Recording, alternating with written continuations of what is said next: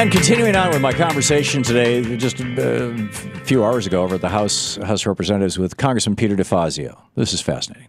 Moving along, I also understand that you and Senator Sanders and a bunch of others are leading the fight to say both to President Obama, unfortunately, and to all, the Pete Petersons of the world and the Republicans, thanks but no thanks on the Chained CPI. You want to explain what that is and what you're doing?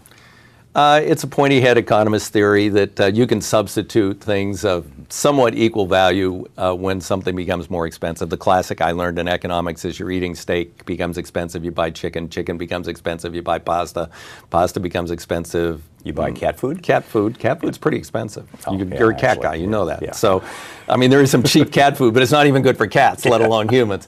So it's an absurd thing. And seniors actually have a higher rate of inflation than any other class of people in this country because they consume more medical care, more prescription drugs, rent, utilities, fuel for their car are all a much larger proportion of their reduced budget than for most Americans, except low-income Americans. So actually, their rate of inflation is higher. So if you change this CPI, which will reduce their future cost of living adjustments. I mean, the White House and other supporters say, oh, well, it's de minimis and it's necessary. Okay, first off, it's not de minimis. If you look at the chart, de minimis meaning having really no consequence. Virtually no consequence. People really won't notice, and it's just in the future. Well, someone who retires this year, 20 years from today, if you look at the impact of this change in the CPI, and a large number of people by age 85 are principally dependent upon Social Security. Everybody outlives their savings if they live long enough, except the richest among us. Right. And so people are very dependent. At that point, if you look at it according to the chart, shopping cart equivalents, which is a week's food, they will be losing 17 weeks of food from their Social Security check, a budget for 17 weeks of food because of this little de minimis, don't worry about it adjustment that these people want to foist on people. And secondly, they say it's necessary. Well, they say, why is it necessary? They say, well, debt and deficit. Well, Social Security didn't create the debt and doesn't add to the deficit. Okay, well, we want to save Social Security. Well, if you want to save Social Security, this is a peculiar way to do it because what it means is you reduce the benefits of every retiree in the future, and what it does is it adds 2 years to the expectation of Social Security in terms of the life of its trust fund. Right. As an alternative, if you make all Americans pay the same percent of their earned income into Social Security, you add 75 years to the future of Social Security. So if you want to save Social Security, there's a way to do it. But reducing everybody's benefit, that's not the way to go. Yeah, because right now the simple fact is that people who earn under $112,800 a year. Okay, under $112,000, 100% of their income is taxed for Social Security, and the Bill Gates of the world, and well, even beyond, much smaller than that. Mm-hmm. After that $112,000, basically they pay zero into Social Security. So you're just saying, let's everybody pay into Social Security. The same percent. Same percent. I mean, the Republicans are big champions of flat taxes. This is the flat tax. Yeah, it's absolutely, and that would solve the problem. Yep. End of discussion. No more panic. No more hysteria. Nope. No benefit reductions. So, what are you doing with this? Well, we're obviously we're building strong support against this Chained CPI proposal. We say it's a non-starter.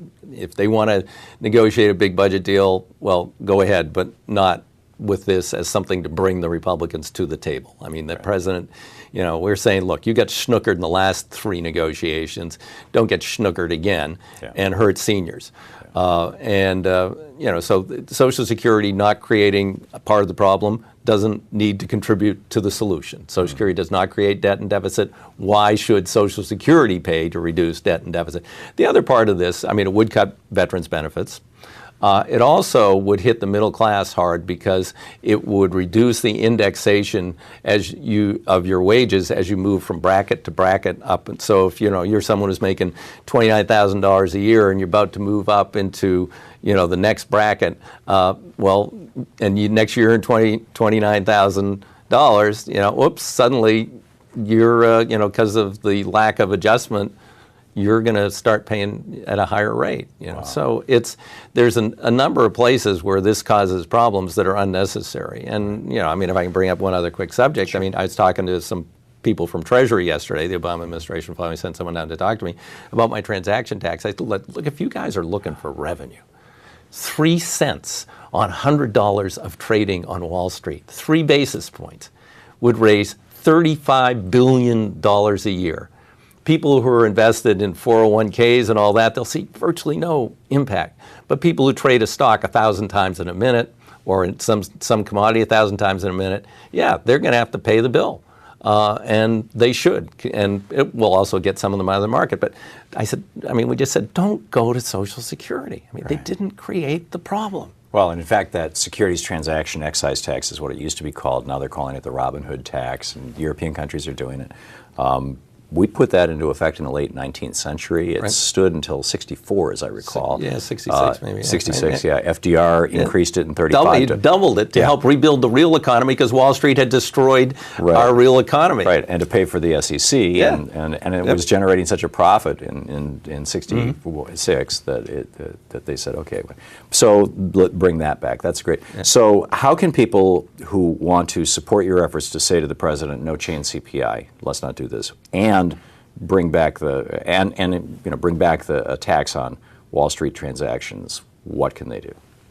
Well, Thom Hartmann has a version in the Senate. I have a version in the House. We don't have a lot of co-sponsors. They can help us by contacting their member of Congress and saying, look, we believe this financial transaction tax is a good way to go, and it's certainly an alternative to cutting Social Security and other things that I care about, we need, our kids need, our families need, our grandparents and parents need.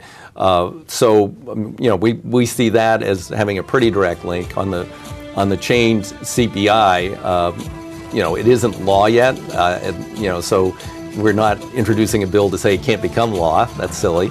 But we've circulated letters for people to sign, send to the White House. So I would urge people to bombard the White House website and just en masse, what is this? No chained CPI. Yeah.